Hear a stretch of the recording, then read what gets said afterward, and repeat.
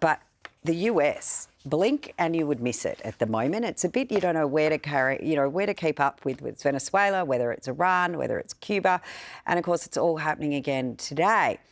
We've now got, as per usual with the left-wing protests occurring across Washington, D.C., but there seems to be a bit of confusion or a bit of a collision course of what the protesters are protesting, because we have those that are out there protesting against the ICE agents. And, of course, this flows on from the death of a woman shot by one of the ICE agents in Minnesota, I want to say, but I could be wrong. But I feel like Minnesota's the place at the moment where everything's going a little pear-shaped.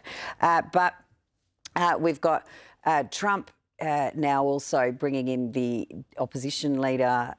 He's endorsed the opposition. The Marado's replacement is Darcy, who is replaced, but Mercado, who was the opposition leader in Venezuela, who was fled now to Europe and awarded the Nobel Peace Prize, she is going to meet President Trump in the White House. So if that's confusion for you, I can tell you that's Venezuela at the moment. And then, of course, you've got Iran and Trump being very strong there on that there is possible intervention in support of the protesters if we don't see the regime change. That is obviously something that a lot of the Iranians would call for. But again, where is the West really supporting the Iranian people when we saw today a protest outside the embassy, Iranian embassy? And of course, you don't see any pro-Palestinian protesters supporting the people of Iran because it doesn't suit their narrative. Exactly. Well, have a look at this. This is a converging of demonstrations, so separate demonstrations, one about Iran and one about Palestine in Washington, D.C.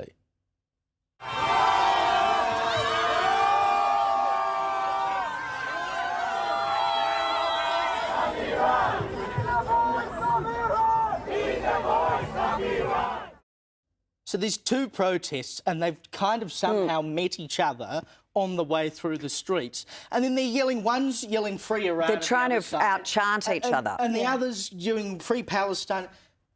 Surely the free Palestine people should be, because they won't be, but they should be on the same page. I mean, if the idea is that you free people from these terrible, oppressions, but no, the trouble is, of course, that Iran is a Muslim nation, so, they get a free pass. Consistency, though, whenever the spotlight is on genuine oppression, which is what's happening in Iran, they always pull it back to themselves and make it about themselves, don't they? Wherever they are in the world, that's always their argument. And Trump said as well, any country that tries to do business with Iran, I think China does, India does, a few other, Brazil I think does a bit of as well. There you go. He'll slap an extra 25% tariff on them. And the business about the opposition leader going to the White House, of course, because she got the Nobel Peace Prize. Of everyone that I've just confused at home now between Darcy, Mercado and whatever. Murata. But she has tried to give her Peace Prize, share it with Donald Trump. Well, Donald Trump said he's happy to accept it. Yes, but the Nobel Committee or whatever have actually said you can't